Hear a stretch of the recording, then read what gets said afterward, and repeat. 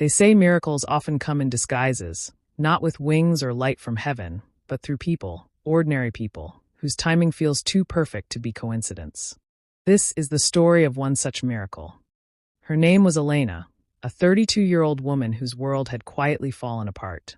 She once had a promising job, a cozy apartment, and a laughter that filled rooms. But life, in its cruel unpredictability, had taken everything in waves. First, her mother's sudden death.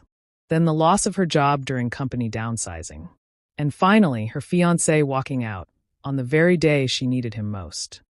By the time autumn came, Elena had lost her will to fight. Bills piled up like reminders of failure. She stopped answering calls. Her friends stopped calling too. The world kept spinning, but she stood still. Each morning, she'd sit by the window, clutching a chipped mug of cold tea, staring at the street below. The cars, the people rushing to work, laughter from somewhere distant. She would whisper, almost bitterly, "Where are you, God? Do you still see me?" And silence would answer. That evening, it rained, not the gentle kind, but a thunderstorm that roared like the sky itself was grieving. Elena was returning from a failed job interview, her shoes soaked, mascara smudged, heart heavier than ever. The city lights blurred through the rain like tears. She stopped under an old bus stop shelter, alone, shivering. Her phone buzzed. Final notice, eviction due in 3 days. She sighed, her breath trembling. "I can't do this anymore," she whispered. It wasn't a cry for attention. It was a quiet surrender, the kind only heaven hears. Then a voice behind her said softly, "Long day."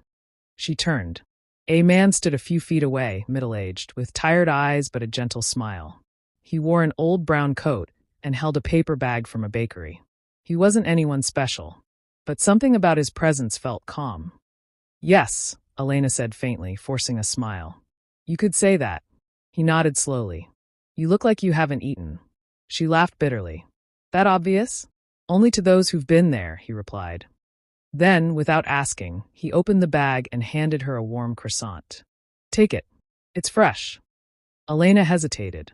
She didn't want pity, but hunger spoke louder than pride. She accepted it quietly. They stood there under the shelter, listening to the rain. No small talk, no questions. Just two strangers sharing silence.